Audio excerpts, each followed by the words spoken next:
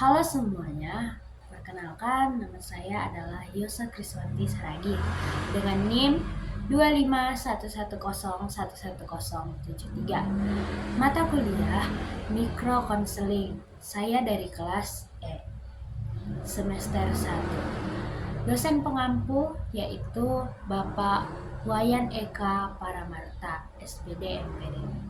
Di sini saya akan membuat sesi konseling bersama dengan teman saya Kesya Yolanda Borositepu. Pada sesi konseling ini saya menerapkan beberapa bagian seperti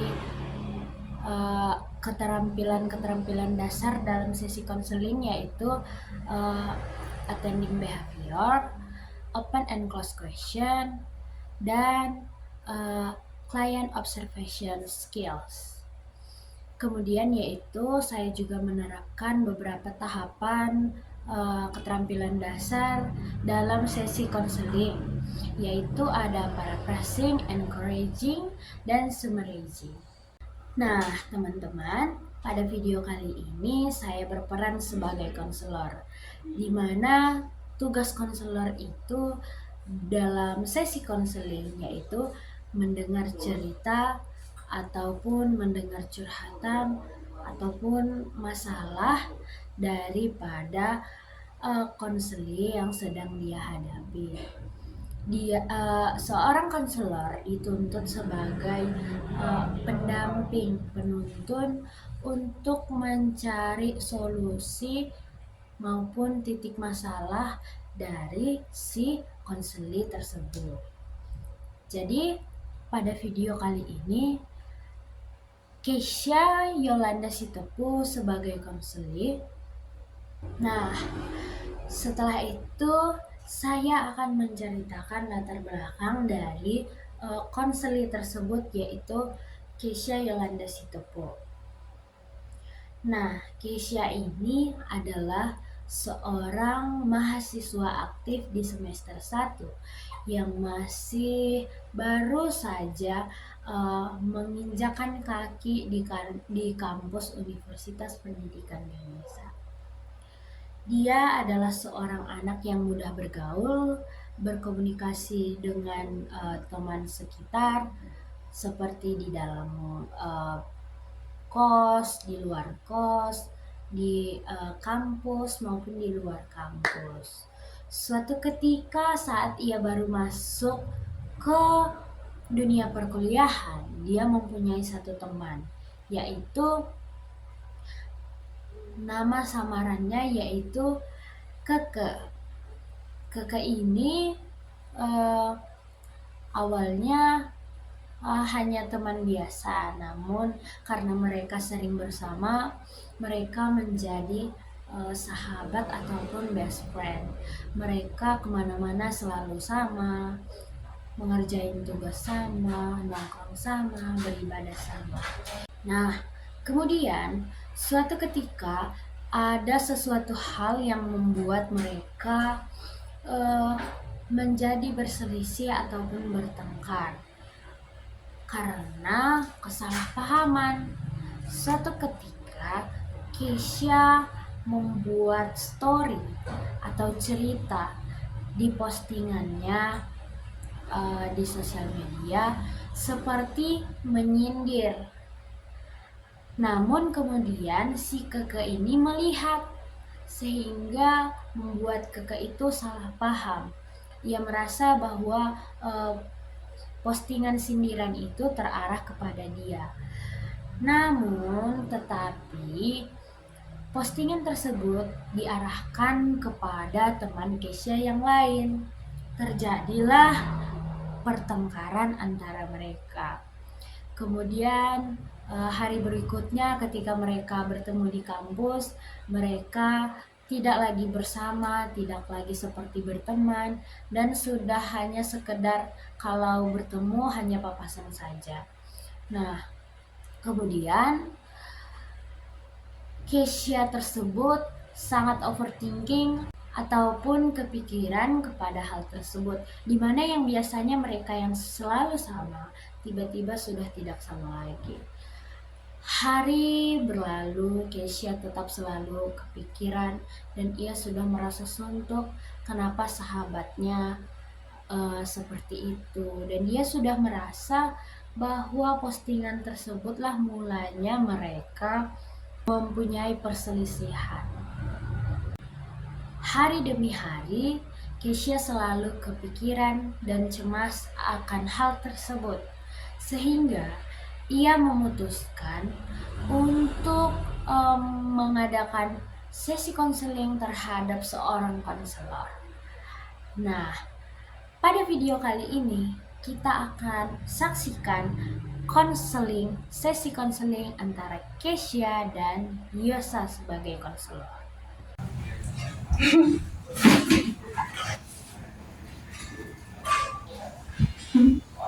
Selamat pagi, silakan duduk. Terima kasih, Kak. Bagaimana kabar kamu hari ini? Kalau jujur, Kak, akhir-akhir ini saya agak kepikiran karena ada masalah sama teman dekat saya di kampus. Kami sempat salah paham dan sekarang jadi agak canggung buat ngobrol lagi.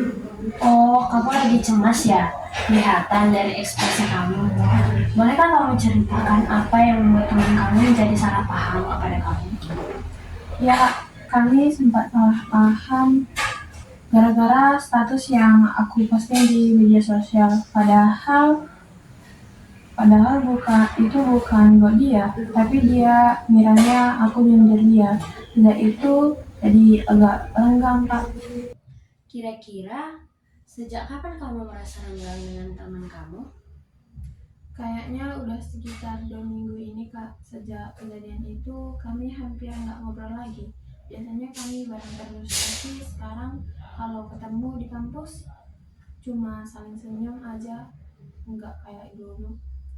Berarti kamu khawatir ya sama hubungan pertemanan kalian? Iya, Kak, aku khawatir soalnya aku nggak mau kehilangan dia sebagai teman dekat aku. Oke, hari ini kamu berani mengutarakan perasaan kamu. Itu merupakan suatu langkah yang baik.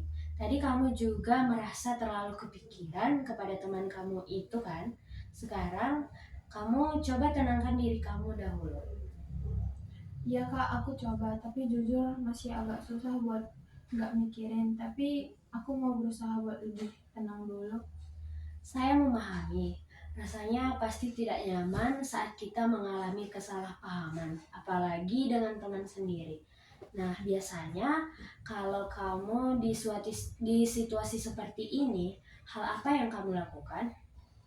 Biasanya aku coba dengerin musik atau jalan-jalan sebentar biar pikiran agak tenang, Kak. Tapi kadang tetap aja kepikiran. Apalagi kalau nggak sengaja ketemu dia di kampus. Pernah nggak kamu ungkapin apa yang kamu rasakan ke teman kamu itu? Belum, Kak, soalnya aku ngerasa percuma aja. Kalau aku bilang kayaknya dia udah terlanjur salah paham dan nggak mau dengerin aku lagi. Berarti kamu merasa hal itu percuma ya kalau dia udah salah paham sama kamu? Iya, Kak. Kira-kira situasi apa yang kamu harapkan dalam hubungan pertemanan kamu ke depannya? Aku pengen semuanya bisa lebih baik kayak dulu lagi. Kak, bisa ngobrol dan akrab tanpa rasa canggung. Menurut kamu, sifat teman kamu itu sudah mulai dari dulu atau semenjak kamu buat story yang buat dia salah paham? Sebenarnya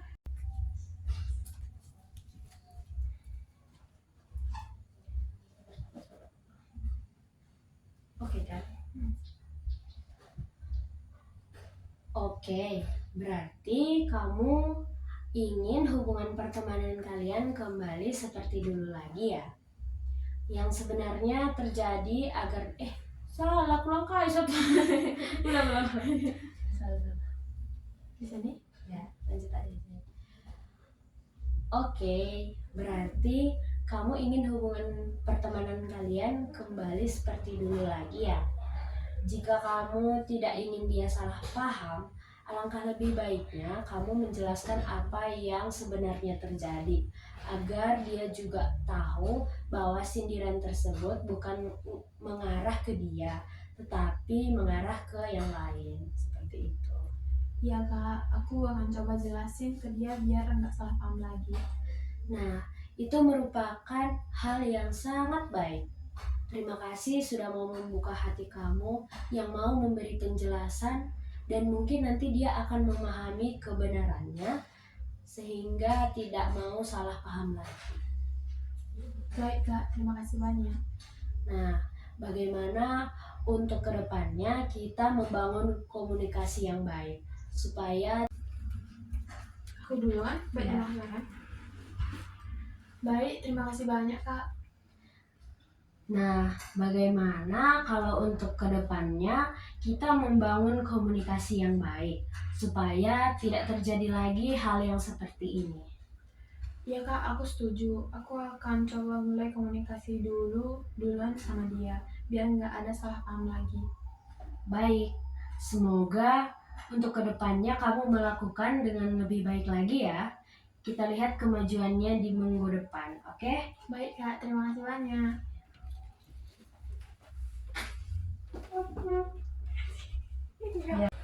Baik teman-teman, kita sudah menonton sesi konseling antara Keisha dan konselor yaitu Yosa.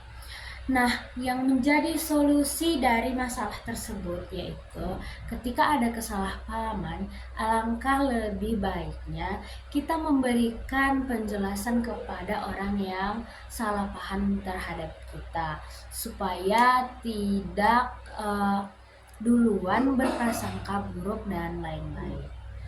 Nah, hal itu membuat kita membangun hubungan yang lebih baik dan tidak adanya perselisihan antara hubungan pertemanan. Sekian dan terima kasih. Senang bertemu dengan kalian. Terima kasih sudah mau menonton. Sampai jumpa.